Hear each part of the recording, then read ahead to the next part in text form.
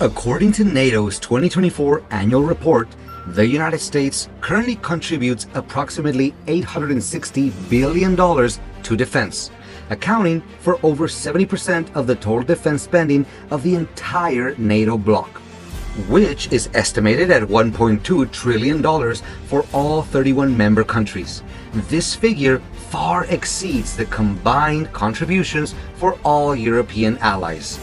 And of course, this is not an act of charity, but a strategic investment to maintain military influence, control the global network of bases, and shape the transatlantic security order.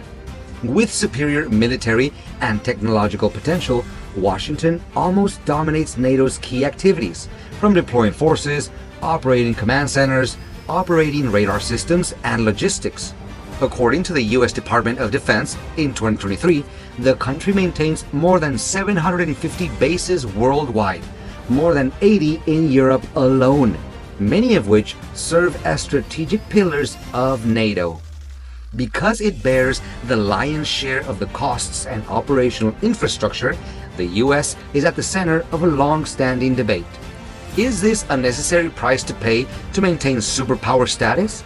Or is it a financial burden that leaves the U.S. open to exploitation by its allies?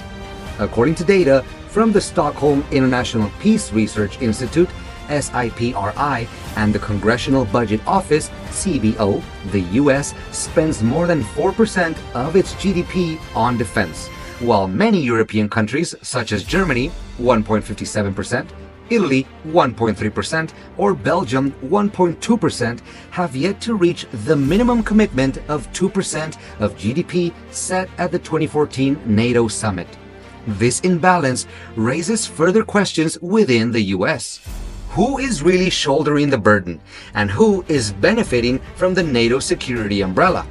On another front, NATO also brings significant benefits to the US, maintaining influence in Europe, containing geopolitical rivals such as Russia and China, and expanding the arms market for corporations such as Lockheed Martin, Raytheon, Northrop Grumman, as shown by the U.S. Congressional Research Service 2024. But on the other hand, a significant portion of Americans believe that they are paying to protect the world, while their allies are not fully sharing the financial and military responsibilities. According to a 2023 Pew Research Center survey, 55% of Americans consider NATO a burden, not a clear strategic benefit. The question is the United States the boss that dominates NATO, or just the one paying the bill for an order that is out of balance? This is not just a geopolitical issue, but a thorny question about America's role in the 21st century, when the domestic healthcare, education, and infrastructure systems still face countless challenges, from dilapidated schools to millions of people without health insurance. Welcome back to Economy Roast. Those questions will be the main topics that need to be deciphered and analyzed in detail in today's video. Are you ready? Let's get started! According to NATO's 2024 annual report, the total defense spending of the 31 member states amounts to approximately $1,200 billion US, of which the United States alone contributes $860 billion US, equivalent to over 70% of the bloc's entire defense budget. This amount is not only larger than the combined defense spending of all European NATO members, but also more than double China's military expenditure, which is estimated at around $400 billion, based on data from the SIPRI Military Expenditure Database 2024. However, the influence of the United States in NATO does not only come from huge numbers, but also through its global military presence network. The report of the U.S. Department of Defense, Base Structure Report 2023, shows that the U.S. operates more than 750 military bases around the world, of which 84 are located in Europe. From strategic centers such as Ramstein, Germany, Abbiano, Italy, to bases in Poland or Spain, each base is not only a military fulcrum but also a tool to maintain political and logistical influence across the bloc. The Ramstein Air Base alone incurs an annual operating cost of up to $1 billion. However, it is the overwhelming contribution of the US that is raising doubts within the US. NATO data reveals that Germany currently spends just 1.57% of its GDP on defense, Italy 1.3%, and Belgium even less than 1.2%, well below the minimum commitment of 2% of GDP agreed upon at the 2014 NATO summit.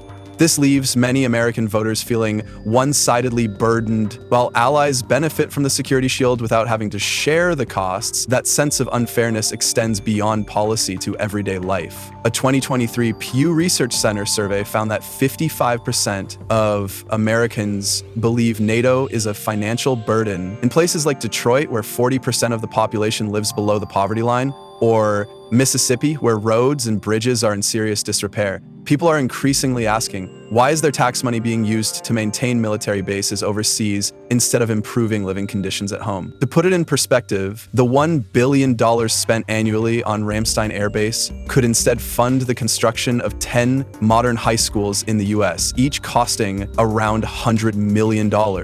Meanwhile, the average annual tuition at a US public university has surpassed $26,000, pushing millions of families into debt, according to College Board 2024. This stark contrast is eroding public trust. More Americans are beginning to question whether NATO remains a genuine strategic alliance or merely a costly commitment with diminishing returns. The gap between defense spending and domestic welfare is becoming increasingly apparent. Data from U.S. Congressional Budget Office shows that the federal education budget in 2024 is only about $80 billion, while the defense budget is more than 10 times that amount. That raises the thorny question of America's priorities. Is the cost of global superpower status quo draining America from within? The debate is not just a financial technicality, it is a struggle between international ideals and the needs of the people. In an increasingly polarized political climate, NATO is now not just a military alliance, but also a test of America's internal confidence and consensus about its global standing. Since his 2016 campaign up to present, his second presidential term, Donald Trump has created a turning point in the way Americans view NATO. When he declared, if they're not going to pay, why should we defend them? Trump not only challenged the spirit of the transatlantic alliance, but also tapped into a simmering undercurrent of discontent among the American public. The feeling that the United States is playing the role of primary funder while allies benefit without being held accountable. Under the first term of President Trump, the White House has repeatedly threatened to withdraw the United States from NATO if member states do not raise their defense spending to at least 2% of GDP, a target agreed upon at the 2014 Wales Conference, but rarely fully met. Trump has not hesitated to call NATO an obsolete alliance and accuse European countries of relying on American generosity to protect themselves. More recently, in his 2024-25 rhetoric, he further warned that the US might withhold its NATO defense guarantee under Article 5 unless allies meet the 2% GDP threshold, and has even pushed for a new minimum of 5% by 2035. This message carried weight at the June 2025 Hague Summit, where all 32 NATO members agreed to raise defense spending to 5% of GDP by 2035. This view, initially seen as extreme, has now spread among American lawmakers and the public. The Heritage Foundation, one of the most influential Republican think tanks, has repeatedly warned that NATO is drifting away from America's core interests. According to a report from the Cato Institute, NATO today no longer reflects the post-Cold War global threat architecture, but rather exists largely on the back of inertia and political pressure. Public skepticism has also increased over time. According to a 2024 Pew Research survey, nearly half of US voters, 48%, said they were not sure NATO is still in the direct interests of the United States, double the number from 2014. This is not only a sign of a new wave of public opinion, but also a sign that the halo of alliance is fading in the face of domestic priorities and budgetary issues. NATO critics argue that Europe is the beneficiary, but Washington is the payer. While countries like France, Germany, Belgium, and the Netherlands have maintained stability and relatively low defense spending, European defense companies have had the opportunity to expand their markets thanks to orders from NATO. The bloc's common arms market has grown, but the US still bears most of the costs of operating, maintaining bases, and deploying troops. On the front lines, US soldiers are still stationed in hotspots like Poland, Estonia, and Romania, ensuring security for Eastern Europe. But when they return home, many face PTSD. living on government subsidies of less than $1,000 a month, a bitter paradox given the role they play in the global security architecture. It is no surprise that in recent policy debates, the question has been turned around. Does NATO need the US, or should the US itself reconsider continuing to pay the security bill for the rest of the world? It is understandable why many Americans are skeptical when looking at the huge numbers Washington spends to maintain NATO. However, if we only evaluate this alliance through the lens of the budget, it is probably short-sighted, because NATO, in fact, is not simply a burden but a complex strategic tool, helping the US to preserve and expand its global influence without directly launching wars. In the post-Cold War era, NATO has become the biggest soft power lever that Washington possesses, accounting for more than 70% of the total defense spending of the entire bloc. The US is not only the main sponsor, but also the center of strategic decision-making. Although NATO headquarters is located in Brussels, the chain of command, from operational organization, technological standards to logistics mechanisms, operates according to the US structure. One factor that is rarely emphasized: to achieve military coordination, NATO members are forced to synchronize weapon systems using equipment and platforms compatible with US standards, and this is the door wide open for US defense industry corporations. According to the Defense News 2024 report, Lockheed Martin alone delivered more than 100 F-35 to NATO countries during the year at an average price of over $80 million per aircraft. Raytheon's Patriot defense system, HIMARS rocket artillery, and Javelin anti-tank missiles are all part of a series of orders worth tens of billions of dollars, funded largely through NATO's common budget, the majority of which is contributed by the United States. That makes NATO not only a military alliance, but also a standardized market that the US completely dominates, both technically and commercially. On the other hand, the network of more than 80 US military bases spread across Europe, from Ramstein in Germany, Aviano in Italy, to Lakenheath in the United Kingdom, enables Washington to maintain the capability to deploy forces globally within just a few hours. In a constantly changing geopolitical landscape, from conflicts in the Middle East to tensions in Eastern Europe, NATO acts as a flexible strategic springboard, allowing the US to respond quickly without having to be physically present everywhere. So for policymakers in Washington, NATO is not just a cost of defending an ally, but a calculated investment. It is a way for the US to buy global power through cooperation, standardization, and strategic control, rather than stand alone in confrontation. Or put another way, NATO is the umbrella that the US holds up for the world to shelter in. But the US is the one holding the handle. Although the US holds strategic control and benefits economically from NATO, the picture becomes much more complicated and difficult to swallow from the perspective of US taxpayers. In fact, during the decades after the Cold War, many Western European countries proactively reduced defense spending because they knew that they always had a security umbrella called Washington to protect them. There was no need to strengthen radar, expand the fleet, or invest in missile defense systems. All were taken care of by the US. A load into NATO statistics, in 2024, the US spent more than 4% of GDP on defense, while most European countries, with the exception of a few cases like Poland, only stopped at 1.5% or less. The saved budget was poured into social welfare, healthcare, education, and technological transformation, building systems that the American people sometimes admired and envied. The paradox is that while the US is paying to defend Europe, many countries on the continent are returning to compete directly with Washington in key industries such as renewable energy, electric vehicles, and artificial intelligence. The problem becomes even more evident when the US needs NATO support to take practical action. The 2003 Iraq War is a typical example. The US led the intervention, France and Germany publicly opposed it, and many other NATO allies participated only symbolically. Or in Afghanistan, despite being the longest campaign in the history of the alliance, the US shouldered the majority of human and financial resources. When the US withdrew its troops in 2021, many European countries were surprised because there was no clear withdrawal plan. In other words, when the US was present everywhere, NATO still existed. But when the US needed real allies to accompany it, NATO often appeared disjointed, no different from a loose alliance instead of a unified bloc. Some countries in the bloc even use NATO as leverage to sell weapons or expand regional influence, while leaving the US to do the heavy lifting, deploying troops, operating logistics, and building bases. While European corporations such as BAE Systems, UK, or Rheinmetall, Germany sign a series of defense contracts, The strategic costs and risks of conflict fall on Washington. The result is a persistent asymmetrical model. Europe uses NATO to maximize benefits, while the US bears the risks, and faces domestic backlash for its lack of investment in civilian needs. Maintaining a global military alliance like NATO allows Washington to continue to play a leading role in the international order, restraining strategic rivals and shaping the geopolitical rules of the game in the way that best benefits the United States. But the price of that position increasingly weighs on the shoulders of the American people in the heart of the United States. A question is gradually resounding with increasing volume. Why should we protect the whole world when our own people are still struggling to survive?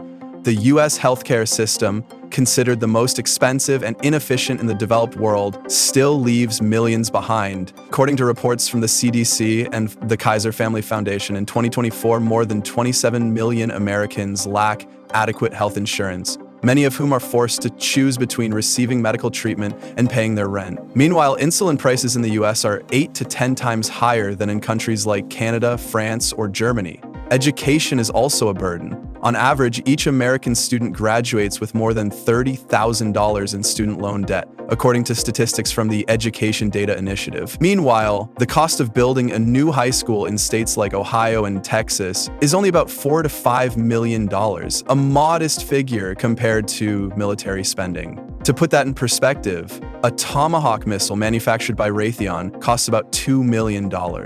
A medium-range airstrike with a few dozen missiles can cost as much as the budget to rebuild an entire school system in a poor district. America still leads, still pours money into bases, still deploys troops globally, but right at home, the middle class, the backbone of America, is being eroded. From a strategic perspective, this is an investment in maintaining global leverage. But from a taxpayer perspective, it is an invisible bill. To defend faraway lands while schools are crumbling, bridges are crumbling, and hospitals are running out of medicine, right down the street, in other words, NATO and America's role in the alliance is not just a geopolitical issue, but also a headache for national budget priorities. A scenario once considered unthinkable, a gradual US withdrawal from NATO, is no longer a distant prospect in Washington policy circles. The debate over strategic downsizing is heating up not only among conservative groups, but also among bipartisan policymakers.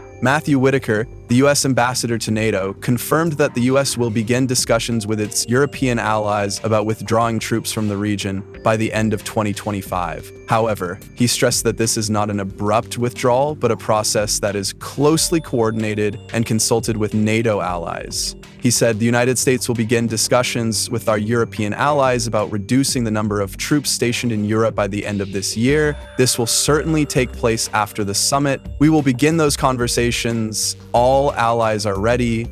If Washington chooses to cut NATO's budget by 50%, the result will not only be a financial shortfall, but also force European countries to restructure their entire defense system. But this cannot happen overnight, because in addition to money, they need time, technology, and internal consensus, which is still the EU's traditional weakness. NATO would not collapse, but it would certainly not be the same NATO. The US presence would still exist, but its absolute leadership might give way to a limited coordinating role.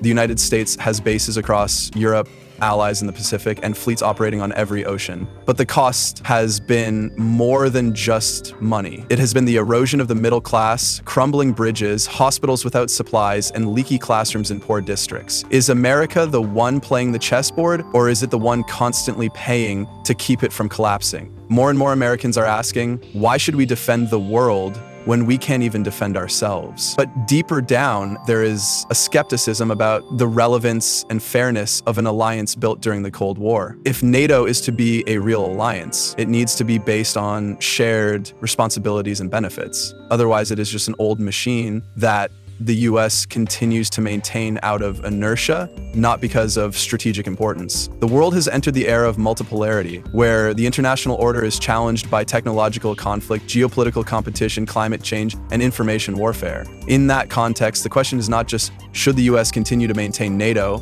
But does the US still have enough confidence and enough resources to continue to be the global policeman? That is not just a strategic problem, but a historical choice. And the answer, no matter which way, will shape US foreign policy for the next generation. What do you think about everything we have just discussed? Leave a comment and subscribe to the channel to follow other useful analysis videos. And now, goodbye and see you again.